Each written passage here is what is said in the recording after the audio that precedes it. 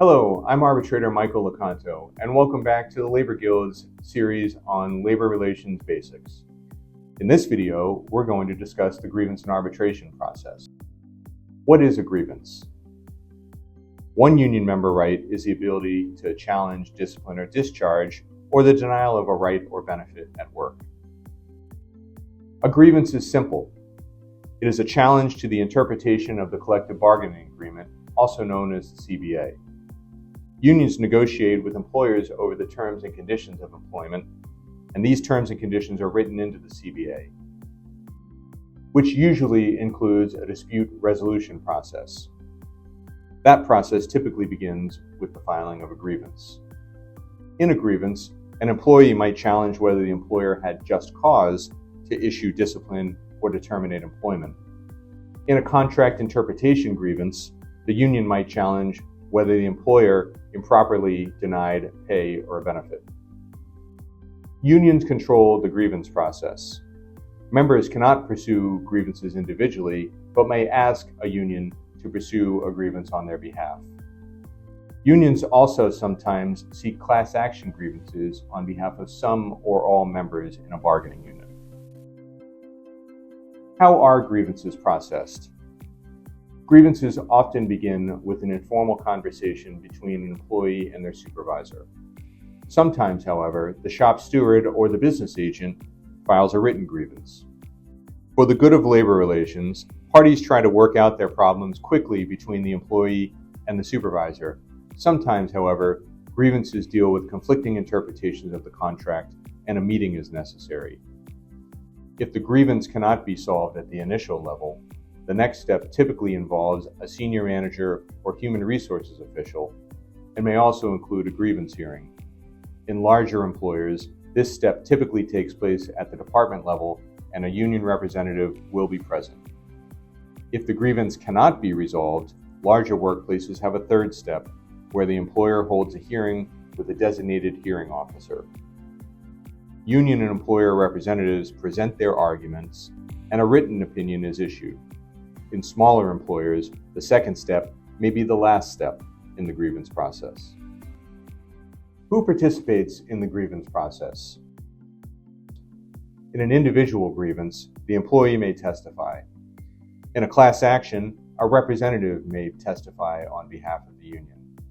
The union shop steward, who is typically an employee in the plant, will represent the union, and at higher levels of the grievance process, the union business agent or local president or grievance officer will present the grievance. Management will be represented by human resources or a senior official. Grievance meetings sometimes include attorneys in higher level cases, for instance, a termination.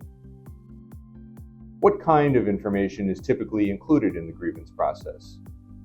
Grievance meetings and hearings are informal. Typically, the parties will present documents and evidence to support their position.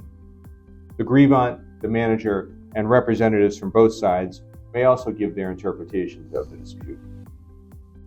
As a practice note, unions may make information requests in advance of filing a grievance or in presenting a grievance for resolution. The union is entitled to information that is reasonably related to the grievance subject. In a disciplinary grievance, the union might request a grievance personnel file or records relating to other employees that have been accused of the same rules infraction. In a contract interpretation case, the union might request employer records on the benefit or other issue or right in dispute. What happens next if the employer and the union cannot settle a grievance internally? If the parties cannot resolve a grievance, most CBAs allow the parties to use an external resolution process known as arbitration. What is arbitration? Arbitration is used when the parties cannot settle the differences between one another. A neutral and impartial arbitrator can be requested to resolve the dispute.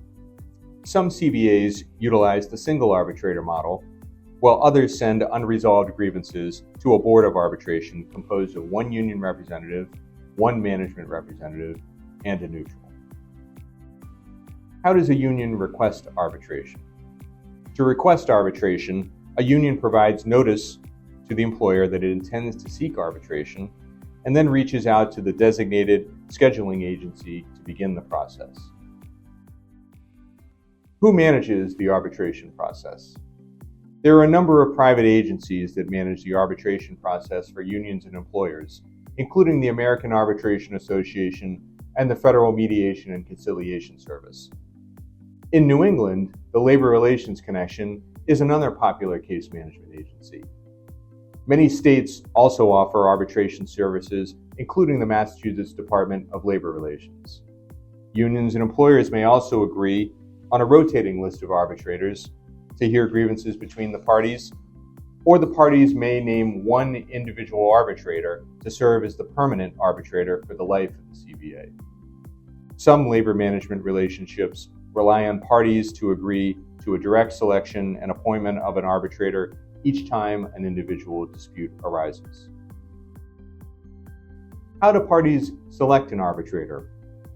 If the parties contact a service or an agency, typically the party representatives, attorneys for the most part in modern labor relations, receive a strike list of arbitrator names. The arbitrators may be listed based on the nature of the case, their experience and qualifications, or their location, among other common attributes. The representatives strike individuals they cannot agree on from the list and rank the remaining names in order of preference. The agency then assigns a match. Who are the arbitrators? Arbitrators are experienced labor management professionals who choose to serve in this role. Arbitrators adhere to a strict code of professional ethics and do not represent unions or management in any proceedings while engaged as a neutral. Often, arbitrators are former advocates for union or management with experience in arbitration and collective bargaining negotiations, or are former hearing officers and judges, or hail from academia. Today, many arbitrators are attorneys, but a law degree is not required for the role. Arbitrators are trusted for their neutrality and ability to remain impartial in workplace disputes. How are arbitrations scheduled? Arbitrators and the independent scheduling agencies work to maintain an efficient and cost-effective process for resolving grievances. Once arbitration is requested, the goal is to schedule a hearing within 3 months, particularly in cases of discharge where the grievant remains out of work. Practically speaking, however, many arbitrators and advocates are busy, and they maintain busy schedules, meaning that it may take 6 to 9 months for some grievances to reach a resolution. Who attends an arbitration? The grievant and a union representative are present for the union, and management is typically represented by a human resources official and the line manager. More often than not, both sides are also represented by attorneys. Sometimes, court reporters record the proceedings in a transcript. What happens at an arbitration? The arbitrator holds a formal hearing where each party has an opportunity to tell their side of the story by presenting sworn witnesses and evidence. Sometimes hearings end in oral argument, but often today, most parties file post-hearing written statements called briefs. These take about 30 days to file. How does an arbitrator decide a case? Arbitrators strive to issue a decision within 30 to 60 days following the final arguments, while in some CBAs, a bench decision or some other short decision period is required. The arbitrator takes into account the contract and the tools she has to interpret the contract, which can include bargaining history, past practice, and public policy. The union often has the burden to prove that the contract was more likely than not to have been violated. In discipline cases, however, the burden shifts to the employer to prove that it was justified in taking corrective action. In all cases, the arbitrator considers the witness testimony and credibility, the authenticity, reliability, and relevance of the documents and other evidence, and the law of the agreement. Arbitrators take great care to ensure that the resolution of a grievance reflects what each side bargained for in the CBA. Can an arbitrator's decision be appealed? The arbitrator's decision is final and binding. but either party, a union or an employer, may appeal or enforce the award in court. Courts look to whether the arbitrator drew their decision from the essence of the terms in the agreement, and whether the award was arbitrary or capricious or violates some law or public policy.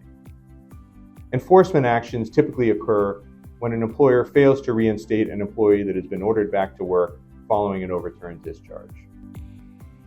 You can continue learning more about the world of labor and management relations through the Guild's Labor Series or by enrolling in the Guild's School of Labor Management Relations. Courses are taught by experienced labor management professionals and neutrals. Visit thelaborguild.com to enroll today or to renew your membership. Thank you for viewing this video.